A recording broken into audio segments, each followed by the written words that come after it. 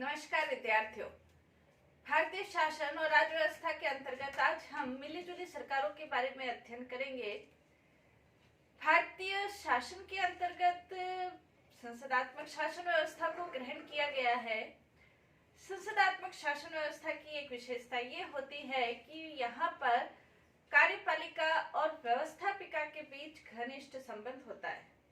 भारत के अंतर्गत जहां केंद्र में संसदात्मक शासन व्यवस्था है, राज्यों के अंतर्गत भी संसदात्मक शासन व्यवस्था है।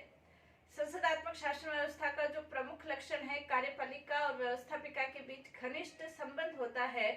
इसका तात्पर्य यह होता है कि कार्यपालिका का निर्माण व्यवस्थापिका में से ही किया जाता है, यानी कि प्रधानमंत्री, मंत्रिमंडल, मुख्यमंत्री या उसका मंत्रिमंडल जो बनता है वो विधानसभा से या लोकसभा, राज्यसभा यानी कि केंद्रीय संसद या राज्यों की संसद के विधानसभा से होता है। अब कार्यपालिका और व्यवस्थापिका के बीच घनिष्ठ संबंध का तात्पर्य कार्यपालिका का निर्माण व्यवस्थापिका में से या संसद में से होता है। दूसरा इसका यह भी है कि कार्यपालिका अपने पद पर तभी तक रह सकती है जब तक उसका संसद में बहुमत हो, तभी तक वो अपने पद पर रह सकती है। यानी कि भारत के अंतर्गत यदि देखें तो कार्यपालिका यानी कि प्रधानमंत्री और उसका मंत्रिमंडल तब तक अपने पद पर रह सकता है जब तक लोकसभा में उसका बहुमत है।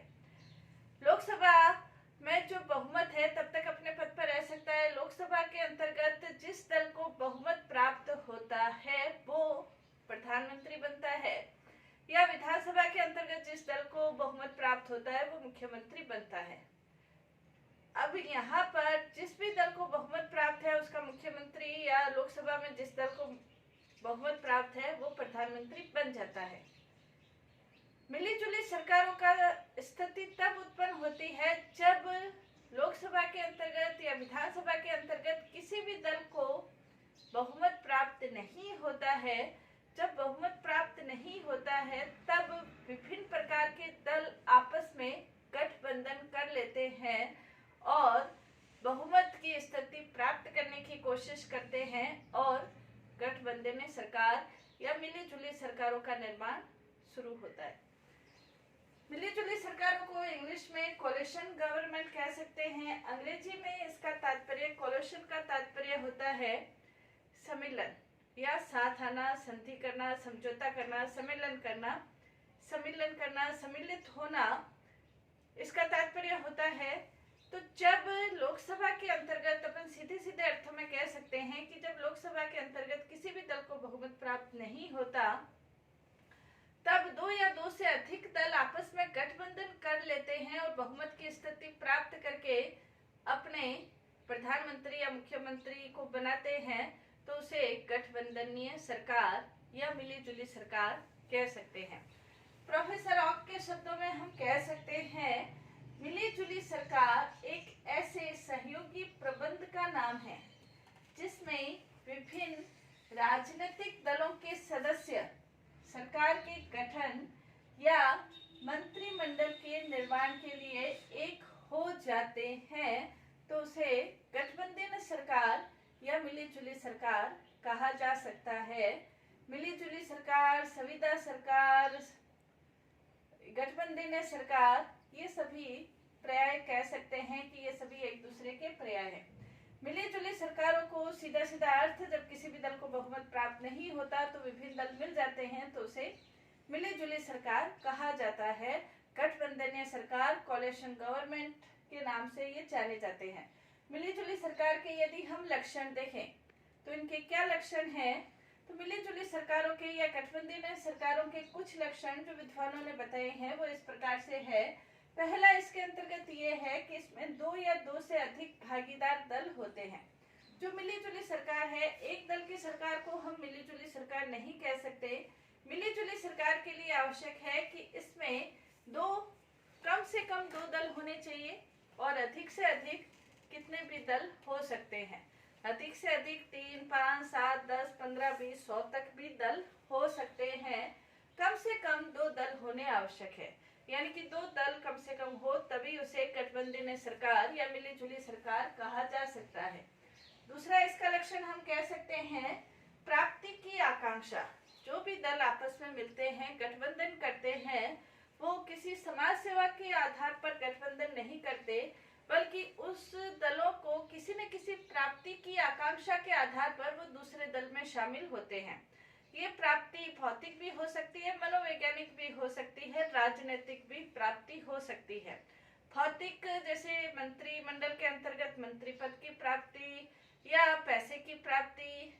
मनोवैज्ञानिक स्तर पर देखें तो राजनीतिक महत्वाकांक्षा की पूर्ति, सत्ता की प्राप्ति, अपनी लोकप्रियता में बढ़ोतरी, किसी भी प्रकार की प्राप्ति की आकांक्षा के आधार पर ही दूसरे दल अन्य दलों में शामिल होकर गठबंधन बनाते हैं। तीसरा इसका लक्षण कह सकते हैं अस्थायी गठबंधन। ये जो गठबंधन होते हैं कोई स्थायी हो ये जरूरी नहीं है, अस्थायी गठबंधन होते हैं। आज वो किसी अन्य दल के साथ शामिल हुए हैं तो ये कोई जरूरी नहीं है कि भविष्य में वो हमेशा उसी दल के साथ ही शामिल रहेंगे।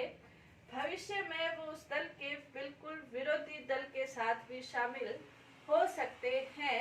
और इसका प्रत्यक्ष उदाहरण हम देख सकते हैं कि महाराष्ट्र के अंतर्गत शिवसेना, जो कि बीजेपी का गठबंधन रहा है, बीजेपी के गठबंधन में शामिल रही है, उसके विरोधी दल कांग्रेस और NCP, Congress national Congress party, इसमें शामिल होकर अभी वर्तमान समय सत्ता बनाई है। तो ये जो गठबंधन है वो अस्थायी गठबंधन होता है।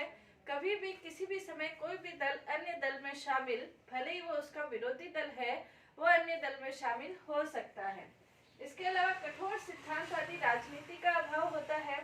गठबंधन की जो सरकार बनती है उसमें कठोर राजनीति का अभाव पाया जाता है, कठोर सिद्धांत नहीं होते हैं। अपने उद्देश्यों की पूर्ति करना, अपने स्वार्थों की पूर्ति करना ये महत्वपूर्ण उद्देश्य होता है।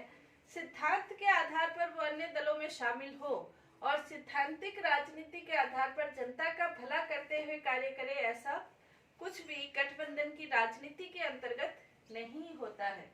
नेक्स्ट इसके अंतर्गत हम कह सकते हैं कि ये यथार्थवाद पर आधारित होता है। काल्पनिकवाद पर या आदर्शवाद पर आधारित गठबंधन नहीं होते हैं, यथार्थवाद पर आधारित होते हैं। कोई भी दल किसी अन्य दल को जो सहयोग प्रदान करता है वो परोपकार के आधार पर सहयोग प्रदान नहीं करते हैं, बल्कि वो यथार्थ के आधार पर सहयोग प्रदान करते हैं। कहीं न कहीं उन दलों को अपने लाभ की आकांक्षा होती है और जिस दल में वो शामिल हो रहे हैं उसमें कहीं न कहीं उनको अपनी राजनीतिक स्वार्थों की पूर्ति होती हुई दिखाई देती है, इसलिए वो उसमें शामिल होते हैं। तो ये यथार्थवाद पर आधारित होते हैं। आदर्शों के आधार पर जनता का भला करने के लिए या भारत का भला करने के लिए गठबंधन नहीं बनते हैं।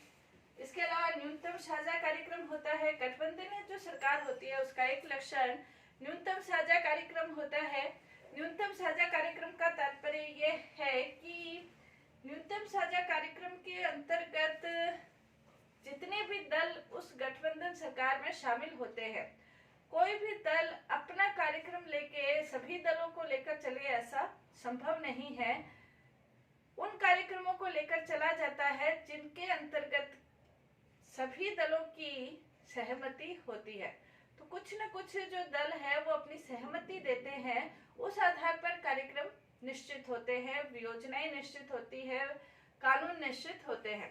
तो इस आधार पर हम कह सकते हैं कि न्यूनतम साझा कार्यक्रम के आधार पर ये गठबंधन सरकार कार्य करती है। कोई एक दल अपने विचारों के अनुसार सभी दलों को साथ में लेकर चले, ऐसा संभव नहीं है। इसके अलावा ये जो समीकरण है, यानी कि जो दल आज सरकार में शामिल है वो कल दूसरे दल में, दूसरी सरकार में भी शामिल हो सकते हैं। तो इनका जो समीकरण है वो बदलता रहता है। जैसे शिवसेना है, वो अपने चुनाव प्रचार के अंतर्गत कांग्रेस का उसने बहुत विरोध किया, लेकिन चुनाव के अंतर्गत जब लोगों ने, मतदाताओं ने शिवसेना और बीजेपी के गठबंधन को अपना बहुमत दिया, लेकिन समीकरण बदलते हुए शिवसेना ने एनसीपी के साथ, कांग्रेस के साथ, एनसीपी के साथ अपनी सरकार बना ली। कहने का तात्पर्य ये जो समीकरण है ये बदलते रहते हैं और ये बदलते समीकरण, जैसे जम्मू कश्मीर के अंतर्गत जब विधानसभा चुनाव हुए थे 2015 के अंतर्गत, तो बीजेपी ने पीडीपी, जम्मू कश्मीर की जो धुर विरोधी बीजेपी की पार्टी है, उसके साथ उसने गठबंधन किया था। गठबंधन करके जम्मू कश्मीर में सरकार बनाई थी।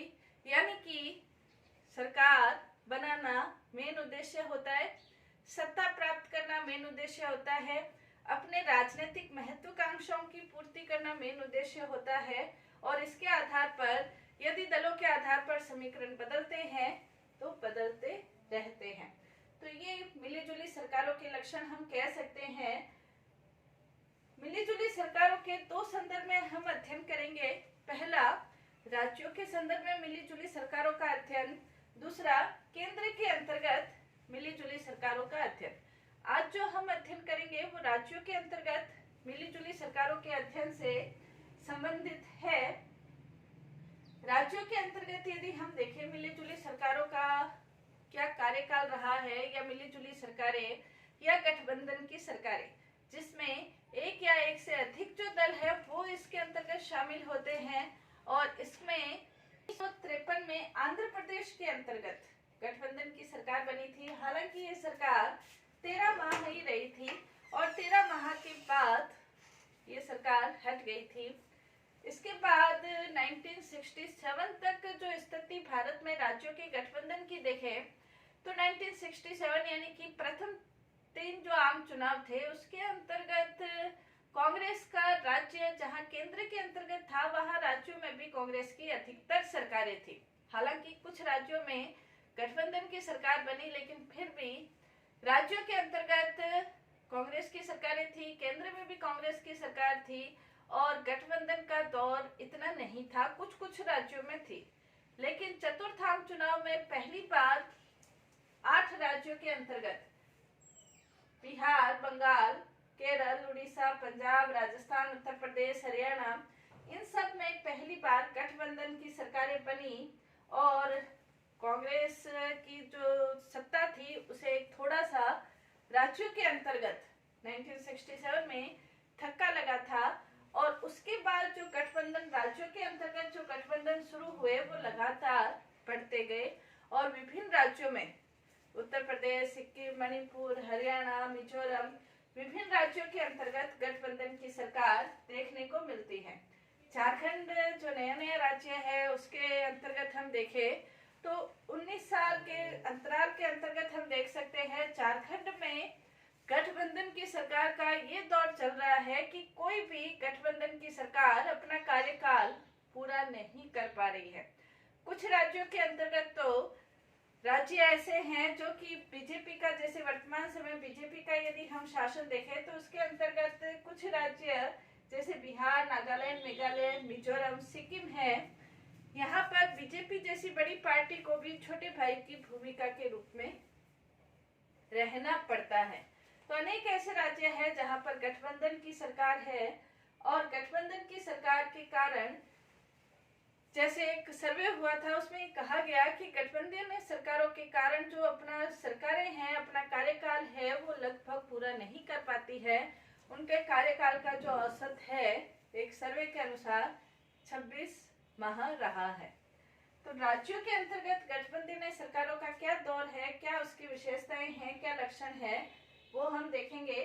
पहला, इसके अंतर्गत राजनीतिक अस्थायित्व।